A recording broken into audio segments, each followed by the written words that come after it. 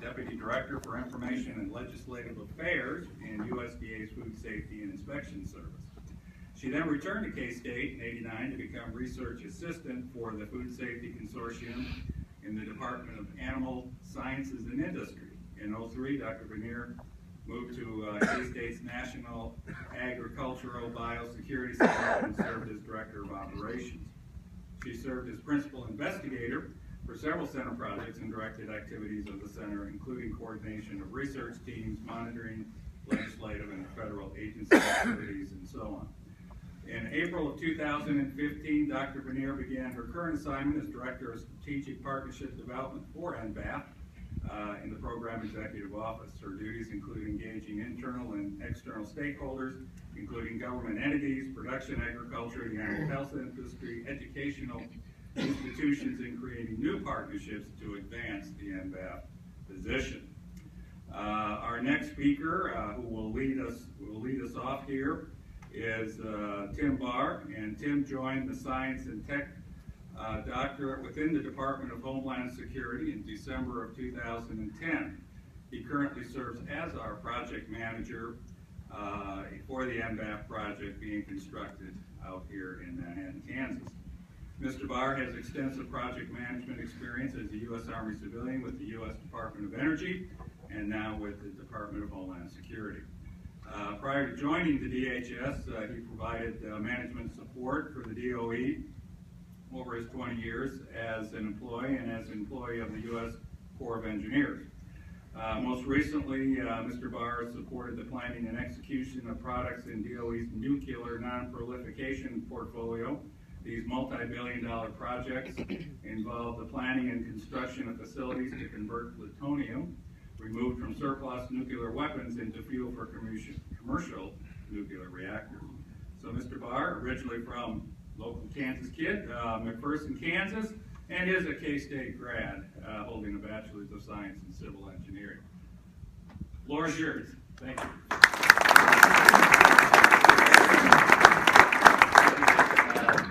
Thanks for having me. It's nice to see a lot of familiar faces from around town and from my neighborhood. You guys behave over there. Mr. Barr, we're never going to call you Tim again. Okay. that's Sir Timothy for you. Okay, I'm going to start off with an overview, current status of the project and the program. Marty's going to get up then and talk about the exciting things that are going on in partnership development right now. So let's see if I can operate this thing. Oh yeah, that's too sensitive. So I want to ask you to read that. If you've seen some of these presentations before, you've seen some of this. The what's on here really depicts kind of the overall mission of the project, and it talks about things like developing vaccines, antivirals, stuff like that. So as you heard, my background, civil engineering, project management. I'm not a research person. So when I think of the mission, I think about food security and protection of the ag economy in our country. These are some of the mandates that led to the project, going back to HSPD, Homeland Security Presidential Directive. And what was that? That was like 2004, wasn't it? Somewhere in there, I believe. When after the attacks of 9/11, folks started thinking more broadly about Homeland Security and security of our food supply in lots of different ways. Actually, folks from K-State were involved in this movement even before 2000. So this is an initiative that's kind of been building for many, many years. You look down a list of bullets there. There's also the fact that Plum Island, where research is currently going on, is getting very old, doesn't have the capabilities you need for modern research programs, and it's very expensive to maintain. And the bullets at the bottom, that threats are evolving and emerging, that 75% of the emerging diseases these days are zoonotic, meaning they can be passed from animal to human, and you don't have that capability to do that research at Plum Island. And the very last bullet, that there's no BSL-4 capability in the U.S. BSL, biosecurity level, is a measure of the threat of the disease that you're doing research on. So a BSL-2 is like a college chemistry lab.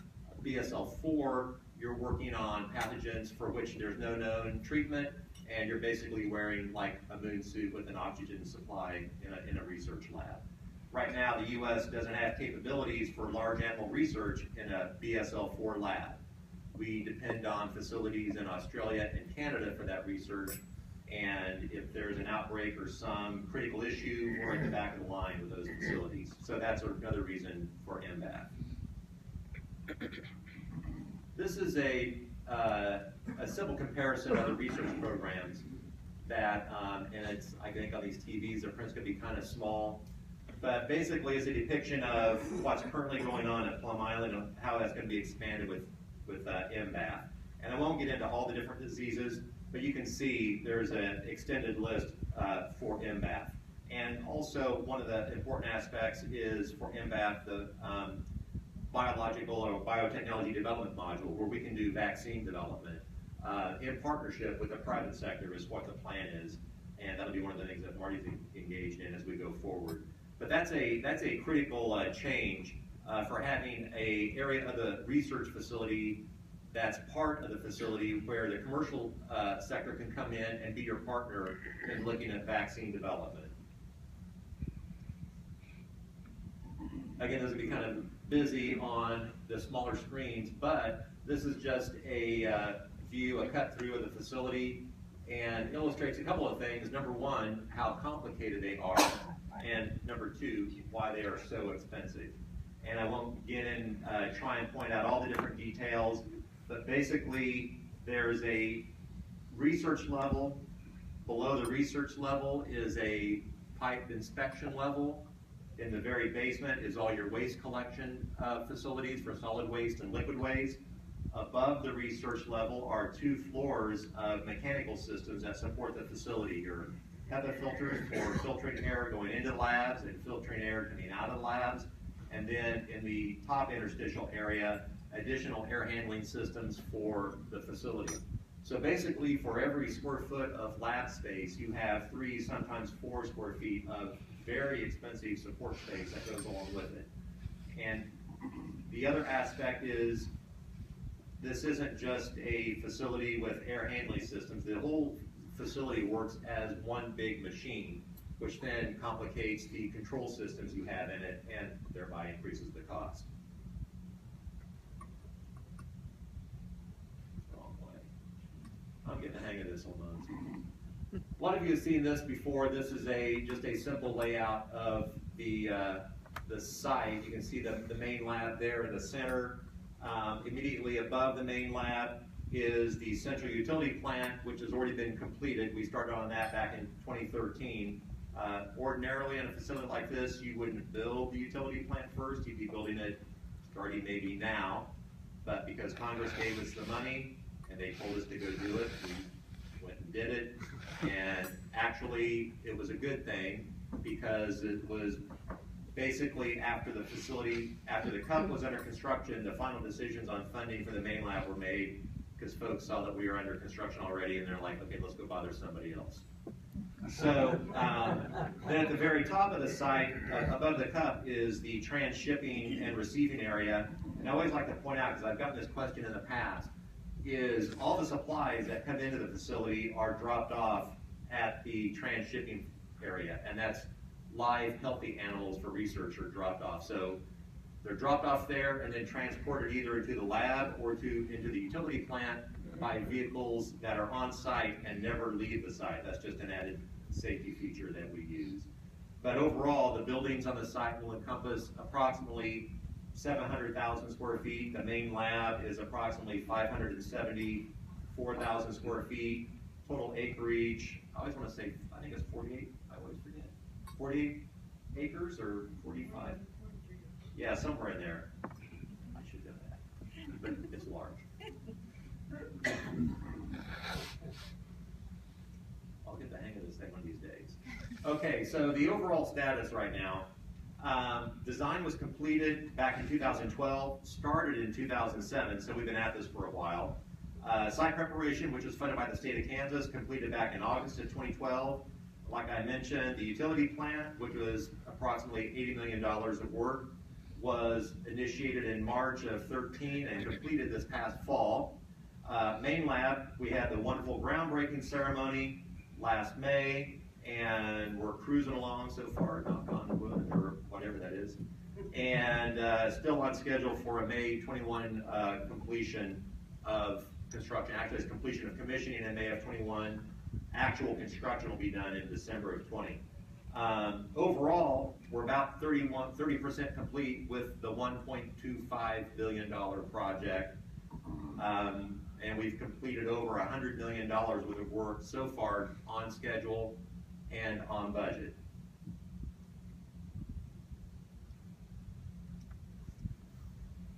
I throw this up just to illustrate how busy the site's going to get. This is an illustration of the average daily worker population on site by calendar year, by quarter. You see right now we're averaging 100, 150 folks a day on site.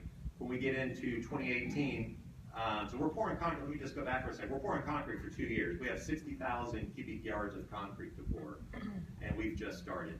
So we have another year and a half, almost 2 years of concrete left to go. When we get into installation of mechanical systems and electrical systems beginning in 2018, we're going to have almost 900 folks a day on site for the period of about a year. So it's going to be a real busy place. Fortunately, as far as overall worker population in the city, is going to stay in the area, it'll stay pretty much the same, because as we're ramping up, work at K-State's kind of ramping down, some of the work at Fort Riley's kind of ramping down as well. But it'll still be a very busy place. The overall timeline, if you can't see this very well, basically it starts on the left back at the start of the CUP in 2013 and goes up to completion of the transition from Plum Island in 2023. A lot of stuff going on in between there. We're scheduled, like I said, to be done with construction in December of 2020, completion of commissioning of the facility in May of 21, and then having the facility fully operable in 2022. Along with that, the construction activities, we've already started a lot of the operational planning that has to go on. This fall, we'll be awarding a contract for a contractor to help us in the initial phases of that operational planning. In the fall of 2018, we're going to be awarding a contract for a contractor to support operations of the facility. That's envisioned to be a 10-year contract, 5-year base with 5 1-year options. And that contract will support research and operation of the facility, assist us in getting the certifications for the facility to bring select agents, the pathogens in for the research. So as far as the ramp up of operations staff, that's really going to start in 2018. We've already started hiring operations staff. There'll be more coming, but it's going to start ramping up till when we get to full operations, we'll have about 400 people working in the facility. So real quick, just some pictures. That was the site before we started. There's the ongoing construction of the CUP, probably back in 2014. There's a picture of the completed CUP. Picture from a couple days ago, basement areas, columns, walls going up. Another picture of the basement looking east, and a nice overview of construction. So at this time, I'm going to turn it over to Marty, and then we'll take some time at the end for questions.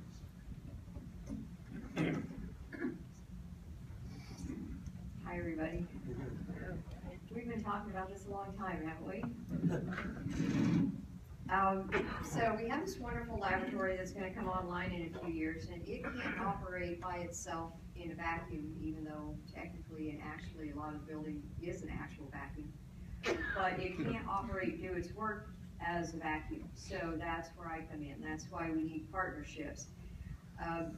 The department understands, and when I say department, I mean 2 departments. I mean Homeland Security, which is the department that's responsible for building the building, but then the Department of Agriculture will have 2 different research entities that will work in the building, and you can kind of discern it from the chart that Tim showed earlier, where when you looked at the expanded research mission.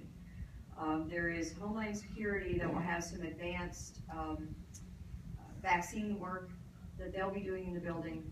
You'll also have the Department of Agriculture, Agricultural Research Service, which will be in the building doing research on the actual disease agents, and they will be the ones that will be using the animals in the facility to understand the disease, understand how it progresses. They will be trying to build the vaccines that will come out of the work of this laboratory. The second entity is the Animal Plant Health Inspection Service. They're the people who are responsible for doing all the diagnostic testing. So when you hear about an outbreak of avian influenza, and there have been, 1,000 samples that have been tested to confirm the disease, it's APHIS that does that testing. They will not do all of their diagnostic testing in that building. They will only do testing in that building for diseases that are potentially high consequence foreign animal diseases. On top of that, they also do all the training for federal and state veterinarians, who are the ones who are responsible for going out and collecting those samples. They also do a lot of training using international veterinarians, because one of the concepts of defense against animal disease is that you want to stop it in the country where the disease already exists. You don't want to wait for it to get here. We want to try to stop it and control it where it's already endemic. And then that way we reduce the potential for spread to this country. So they do a lot of international training on these diseases. So those are the entities that will be in the building. Now, all of that being said, they want to interact, obviously, with pharmaceutical firms that are doing research on similar diseases, or have very interesting vaccine platforms, or very interesting diagnostic test platforms. So they want to be able to talk to those people and do collaborative research. So that's why they've created a partnership program. They want to be able to work with other research universities. It's very helpful that they're here in Manhattan, because it makes it very easy to reach out to K-State. The Biosecurity Research Institute was a huge element in the selection process. The fact that we already have a BSL-3 laboratory that was already looking at some of these high consequence diseases. Now you can strengthen and synergize those research programs because we already have that entity. There are other research universities doing other work on other agents, so there will be connections with them. Because the whole point of the laboratory is to protect American agriculture, you've got to reach out to the producer groups. So you've got to reach out to the cattlemen, to the dairy industry, to the pork industry, and talk to them about the things that they're concerned about, because they hear from their peers in other parts of the world. And they also understand what those international risks are. And so they have some input, and want to have some input in conversation about what are the diseases that we need to work on in this building. What do we, as a producer, see as the risk? So they need that input. That's also part of the partnerships program. You can tell from the building that it's extraordinarily complex. So we've got to deal with entities that can train the workers in the building. Whether it's a custodian, whether it's an animal caretaker, whether it's someone who works on the mechanical systems, the HEPA filters, the piping, the waste management system. We have to have highly skilled workers trained to go into that building. There are going to be about 400 people in the building on any given day. So you've got to have some really highly skilled workers because of the complexity of the building. So that's also part of partnerships. So so I'm sort of like the eHarmony office. I'm not going to actually write the contract or make the deal, but at this point I'm setting up an office and a process by which you can go out and find those potential partners, bring them into the various programs, and then the program and the partner can work out their particular deal, their date. Okay. So we have some expected outcomes. Most of them I've really actually already mentioned. We want NBAF to be a trusted partner, not only a trusted partner in the community, but a trusted partner in the whole universe of animal disease control, vaccinology, response to disease outbreaks. We need to be sure that these government agencies have the proper techniques and ability and policies so that they can in fact work with all of these outside entities. It's really critical that we be able to do the training and the research work and use these external partners. It's really critical that we have the ability to bring ideas out of the laboratory and into the biotechnology development module so that we can kind of do a pilot test on the vaccines. It's one thing to do something in a laboratory benchtop in a vial. It's something else entirely to figure out what your dose form is going to be, what your adjuvant is going to be, to put it in an animal, challenge the animal with the disease to see if the vaccine is protective, and then figure out how you're actually going to make the vaccine. So that's what the BDM is all about. It becomes a pilot plant for all of the vaccinology and for the diagnostic testing that will go on. Basically, that is, that's where we are with partnerships, that's where we are with the building. So Tim and I are happy to take any questions that you may have.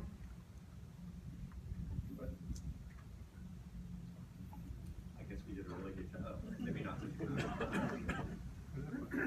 What sort of contingency planning has taken place with the community, the hospital, first responders, and so forth, in the admittedly low probability, but possibility of a release of Ebola or some other agent?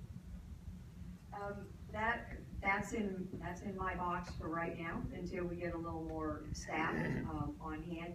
There's going to be a bio-risk manager. We already have a security manager. That will eventually fall, those programs will eventually fall to them. With that being said, Tim, a number of years ago, began meeting with, of course, the fire station, which is right across the street, meeting with the police department, meeting with Mercy Health to talk about a variety of those issues. We're going to continue those discussions. Originally, it was just all about construction. Now we do have to talk about those operational aspects. We've been meeting with a combined group of local emergency planning committees in the region to begin to understand their capabilities, what do they have and what can they do. We've got to go back and in our own minds begin planning with respect to what are the capabilities we think they might need to help support efforts at NBAF. And then we start looking at and identifying gaps. What do we need to do to fill those gaps? Is there additional training that we need to do? Is there additional equipment that we need to find for these entities? If there's an accident in the laboratory and a worker is exposed, do we send them to Via Christi, or do we send them to KU Med, or do we send them to University of Nebraska because they have a containment facility? As you may recall, some of the Ebola patients went to Nebraska to their facility. So do we need that access to that facility? So that's when we talk about the fact that we're starting to do operational planning, those are the things that we're thinking about and doing right now. We don't have any answers yet, and it's really frustrating for the emergency management community, and we understand that. But we need to understand internally what's going to happen in the building before we can begin to talk to them about what external support we think we might need.